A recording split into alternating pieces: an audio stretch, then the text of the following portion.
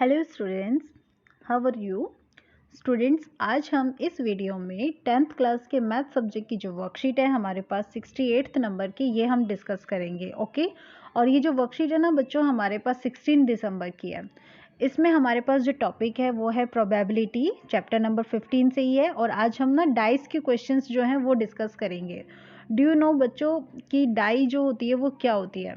आपने लूडो खेला है ना? हमने तो बहुत खेला है इस बार लॉकडाउन में। आई होप आपने भी ज़रूर खेला होगा।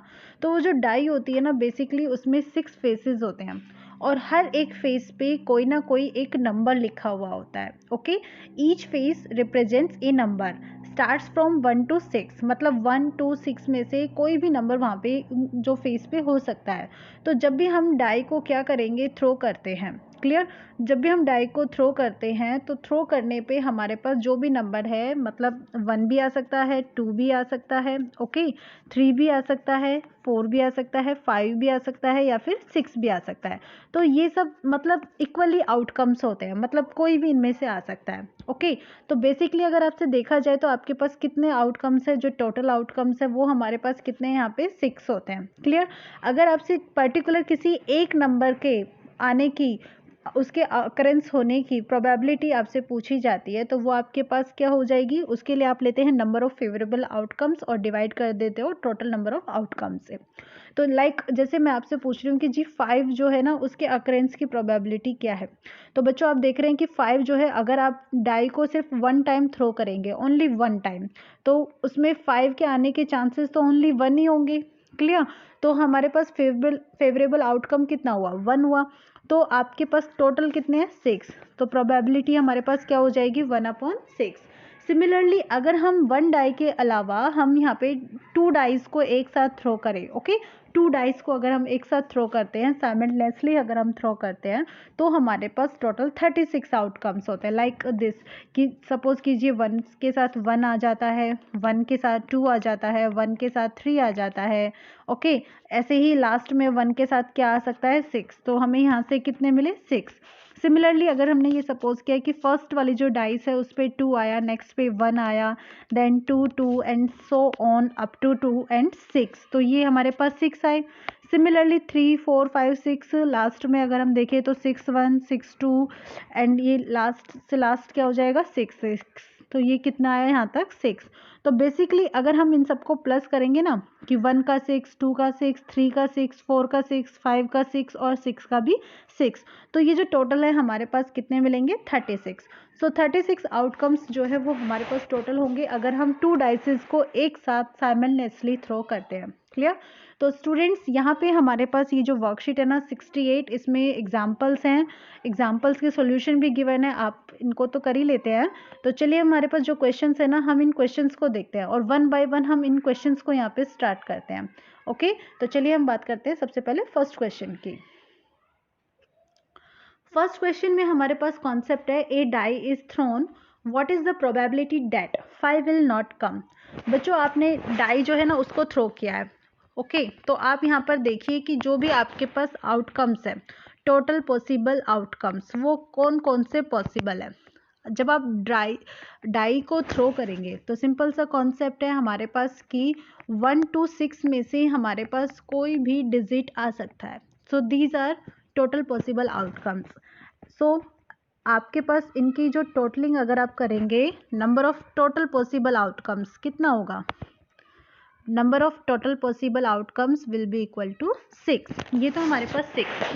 तो अब हम देखते हैं सबसे पहले फर्स्ट क्वेश्चन, 5 विल नॉट कम। तो यहाँ पे हम इसको इवन जो है इवेंट लेकर चलते हैं और इसको हम रिप्रेजेंट कर रहे हैं किस तरीके से, 5 विल नॉट कम। तो इसकी हमारे पास सिचुएशन जो होंगी वो क्या क्या हो सकती हैं, इवन अगर 5 नहीं आ रहा है it means 1 is possible, 2 also, 3 4 and 6, these are possible outcomes. Okay, so number of event क्या होंगी हमारे पास, जो भी हमारे पास पॉसिबल इवेंट होगी, यानी कि हम यहाँ पे बोलेंगे फेवरेबल। तो फेवरेबल आउटकम्स जो भी है हमारे पास वो कितने हुए, सिंपल सा देखिए 1 2 3 4 एंड 6, दैट मीन्स 5 हुए। इनकी काउंटिंग कितनी हो गई, 5 हो गई है। सो प्रोबेबिलिटी ऑफ इवन इवेंट हमारे पास क्या होगी, तो फॉर्मूला तो है ही हमारे पास कि जो भी हमारे पास यहाँ पे हम लेते हैं favourable outcomes, number of favourable outcomes, और इसे हम डिवाइड करेंगे किससे, टोटल पॉसिबल आउटकम्स से। तो बच्चों फेवरेबल आउटकम्स हमारे पास कितने हैं, 5 हैं, और पॉसिबल आउटकम्स टोटल कितने हैं, 6। सो 5/6 is the answer when 5 will not कम। और अगर आपसे ये कह दिया जाए 5 विल कम, देन तो 5 विल कम, तो जो भी हमारे पास ये इवेंट है ना, तो यहाँ पे क्या आएगा, ओनली 5 आएगा, तो नंबर ऑफ इवेंट ओनली 1 हो जाएगा। So 1/6 will be the answer. अब बात करते हैं इसके सेकेंड पार्ट की, a number less than 5 will come, a number less than 5 will come. तो इसको हम ना यहाँ पे E2 सपोज कर लेते हैं। E2 is the event A number less than 5। तो बच्चों जब आपके पास 5 से बिलो कोई नंबर आता है तो पॉसिबल आउटकम्स हमारे पास क्या क्या होते हैं, 1, 2, 3 and 4। So number of possible, और we can say that favourable outcomes, number of favourable outcomes will be 1, 2, 3 and 4। तो कितने हो गए, 4। So probability of E2 will be 4 divided by 6 because 6 is the total possible outcomes. 4/6 it will cancel by 2, 2 2 is 4, 2 3 is 6, 2/3 is the answer. Clear? Next third option, a number more than will come, more than will come, बच्चों यहाँ पे 5 mention कर लेना, okay, a number more than 5 will come. Let's suppose this event as E3. E3 is the event a number more than 5 will come. So students, what are the possible outcomes? These are only 6 because 6 is the only number which dice includes more than 5. ये हमारे पास simply एक ही number होता है। सो इसके लिए हमारे पास number of favourable outcomes कितने हुए E3 इवेंट के लिए, that is only 1. So probability of E3 event that will be 1/6. That's the answer. Clear? First question clear होता है. अब हम सेकंड क्वेश्चन की बात करते हैं. A pair of dice is thrown at the same time. देखो pair means 2 dice. Okay, concept clear है ना? Pair means 2 dice. What is the probability of getting? तो बच्चों सबसे पहले तो हम यहाँ पे देख लेते हैं टोटल पॉसिबल आउटकम्स कितने हो सकते हैं, बताइए. टोटल पॉसिबल आउटकम्स नंबर, मतलब हम यहाँ पे ये देख लेते हैं कि ये हमारे पास कितने पॉसिबल है. तो अभी अभी हमने देखा था वर्कशीट के अंदर 36 are the possible outcomes when 2 dices are thrown simultaneously. So first point, a prime number on each dice. Okay, prime number on each dice. तो हम इसको E1 सपोज कर लेते हैं, इस इवेंट को prime number on each dice. So student, आपके पास prime numbers जो होते हैं वो कौन कौन से होते हैं? प्राइम नंबर्स वो होते हैं जिनमें आप किसी और से डिवाइड नहीं कर पाते हो. तो बेसिकली वो 2, 3 और 5 डाइस के अंदर तो यही होते हैं. और ये भी आपको किस में चाहिए? दोनों डाइस पे चाहिए. तो अगर हम इनकी फेवरेबल जो सिचुएशंस देखते हैं, तो लाइक हमने सपोज किया फर्स्ट डाइस पे 2 मिला, तो सेकंड डाइस पे 2 आ सकता है. और अगर ये भी पॉसिबल है कि सेकंड डाइस पे 3 मिले हमें या फिर 5 मिले. क्लियर? सिमिलरली अगर फर्स्ट डाइस पे 3 आता है तो पॉसिबिलिटी है हमारे पास 3 2, 3 3 एंड 3 5 की. एंड नेक्स्ट टाइम जो पॉसिबिलिटी है वो हमारे पास 5 2, 5 3 एंड 5 5 की. सो टोटल पॉसिबल सिचुएशंस हमारे पास ये कितने हुए? नंबर ऑफ E1 इवेंट आप काउंट कीजिए. काउंट करेंगे तो 1, फिर next 2, 3 4 5 6 7 8 9. 9 are the possible favorable outcomes. So probability of E1 event 9. Total possible outcome is 36. So 9/36 that means 1/4. Clear बच्चों? समझ में आ रहा है ना?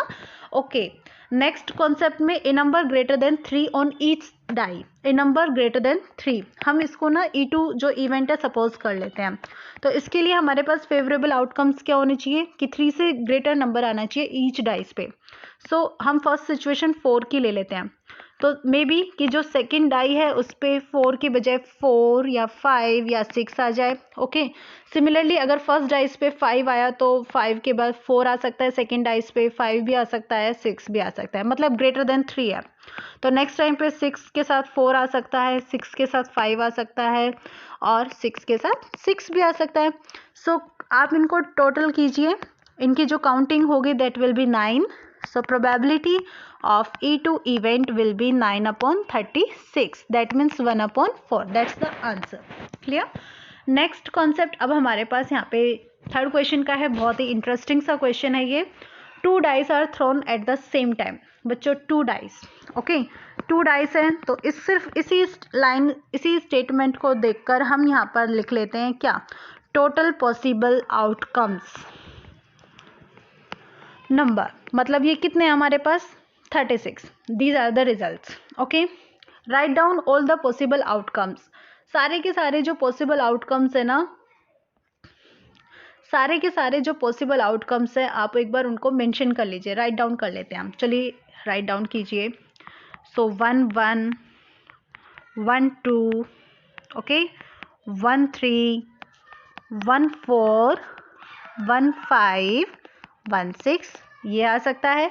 सिमिलरली 2 1 2 2 2 3 2 4 2 5 2 6 ऐसे आ सकते हैं। नेक्स्ट टाइम अगर फर्स्ट डाइस पे 3 आ गया तो 3 1 3 2 और यहाँ से लेकर कहाँ तक आ सकते हैं 3 6 तक। क्लियर? सिमिलरली अगर फर्स्ट डाइस पे 4 आ जाता है तो 4 1 से लेकर कहाँ तक आ सकता है 4 6 तक आ सकता है। And if 5 is coming on first dice then 5 1 2 5 6 and 6 1 then 6 1 2 6 6. These are the outcomes, possible outcomes. और अगर हम इनको काउंट करेंगे ना तो ये 36 है। Clear? Fill in the boxes. What is the sum of the two numbers appearing on the top of the dice is 3 4 5 6 7 9 10 and 11 respectively. अब ये जो हमारे पास टेबल है ना, आप देखो बच्चों यहाँ पे इवेंट क्या है, सम ऑन 2 डाइस। मतलब जब हम 2 डाइस को थ्रो कर रहे हैं तो सपोज करो फर्स्ट डाइस पे हमारे पास ना कितना आया 1 आया और सेकंड डाइस पे मेरे पास कितना आया 5 आया, तो इन दोनों का प्लस करेंगे तो 1 + 5 यानी कि 6। तो ये एक तरीके से यहाँ पे क्या है, सम ऑन 2 डाइस। लाइक यहाँ पे कितना आ रहा है 6। तो हमें ये बताना है कि 6 आने की जो प्रोबेबिलिटी है ना वो कितनी होगी। तो टोटल पॉसिबल आउटकम तो है ही हमारे पास। तो अब हम स्टार्ट करते हैं। सबसे पहले हम देखते हैं यहाँ पे 2 का तो हमारे पास गिवन है, हम लेते हैं यहाँ पे 3 को।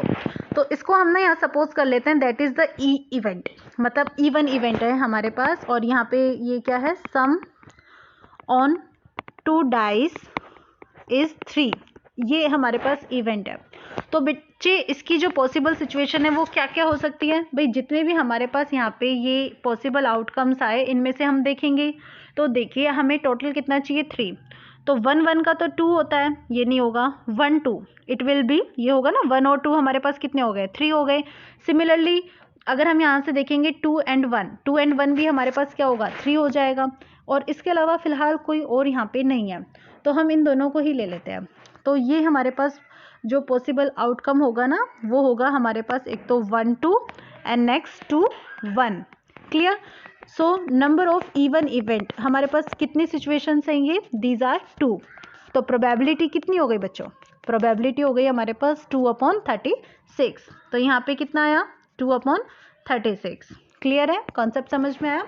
सिमिलरली अब हम यहाँ पर नेक्स्ट लेते हैं 4, यानी कि सम हमारे पास 4 आ रहा है। तो E2 हम यहाँ पे इवेंट ले लेते हैं इस समय, सम ऑन 2 डाइस इज 4। तो सिचुएशन बताइए बच्चों, अगर 1 आता है तो 1 के साथ क्या आना चाहिए 3, तभी तो सम 4 होगा। नेक्स्ट 2 के साथ 2 और 3 के साथ 1। सो नंबर ऑफ E2 इवेंट्स कितने हो गए, कितने हैं ये, टोटल 3 हैं। तो आपके पास इनकी प्रोबेबिलिटी कितनी हो जाएगी 3/36। क्लियर? तो यहाँ पे तो हमें 2/36 मिला ही था। नेक्स्ट टाइम अब ये कितना है हमारे पास 3/36। और नेक्स्ट अब हम लेते हैं 5 के लिए। तो 5 के लिए हम यहाँ पर E3 ले लेते हैं। E3 is the event that represent sum on 2 dice is 5। So possible situations are 1 4, आप देख लीजिएगा जो भी हमारे पास टोटल लिखे हैं ना, हम उनमें से चेक करके लिख रहे हैं 2 3 3 2 एंड मे बी 4 एंड 1. अगर आप इन सबको प्लस करके देखेंगे तो 5 आएगा. So number of E3 event that is equal to 1 2 3 4. So probability of E3 event will be equal to 4/36. That's the answer. 4/36. Clear है, कॉन्सेप्ट समझ में आ रहा है. अब चलिए हम बात करते हैं 6 की, कि आपके पास जो सम है ना वो कितना आना चाहिए, 6 आना चाहिए. तो नेक्स्ट हम 6 ले रहे हैं, तो यहाँ पे हम इसको इवेंट कौन सा लेते हैं, E4 sum on 2 dice equals to what, 6. तो आपके पास पॉसिबल सिचुएशन कौन कौन सी होंगी, 1 5 2 4 3 3 4 2 and 5 1. So total number of these situations are 1 2 3 4 5. So possibility और probability of E4 event will be 5/36. यहाँ क्या आ जाएगा बच्चे, 5/36. क्लियर. नेक्स्ट आप 7 के लिए देखो. 7 के लिए अगर आप ले रहे हो तो यहाँ पे हमने इस इवेंट को क्या लिया, E4. अब हम यहाँ पे क्या लेंगे, E5. E5 ले रहे हैं, that means sum on 2 dice is equal to 7. So possible outcomes हमारे पास क्या क्या है यहाँ पे, 1 6 2 5 3 4 4 3 5 2 6 1. ओके, तो आपके पास ये टोटल कितने हुए, काउंट कीजिए, 7 है. ओके, 1 2 3 4 5 6, सॉरी 6 है. तो आपके पास इनकी प्रोबेबिलिटी क्या हो जाएगी, E5 की 6/36. This is 6/36. नेक्स्ट हम 9 के लिए लेते हैं, तो इसको हम E6 सपोज कर लेते हैं. Sum on 2 dice, sum on 2 dice equals to what, 9. मतलब हमें 9 मिलना चाहिए. तो पॉसिबिलिटी देखो कौन कौन सी है. देखो 1 के बाद तो मैक्सिमम 6 आ सकता है, दैट मीन ये तो होगा नहीं. और 2 को लेंगे तो भी 6 आएगा, 2 और 6 8 हुआ, तो ये भी नहीं होगा. तो 3 लेंगे, 3 6 हो जाएगा. ओके, 4 5 हो जाएगा, 5 4 हो गया, एंड नेक्स्ट क्या हुआ, 6 3 हो गया. तो हमारे पास इनकी जो टोटलिंग है वो कितनी हो गई है, काउंट कीजिए. ये है हमारे पास 1 2 3 4. तो हमारे पास प्रोबेबिलिटी भी कितनी हो जाएगी, 4/36. यहाँ हम मेंशन करेंगे 4/36. नेक्स्ट टाइम आप 10 को लीजिए, तो 10 के लिए हम E7 ले लेते हैं इस इवेंट को.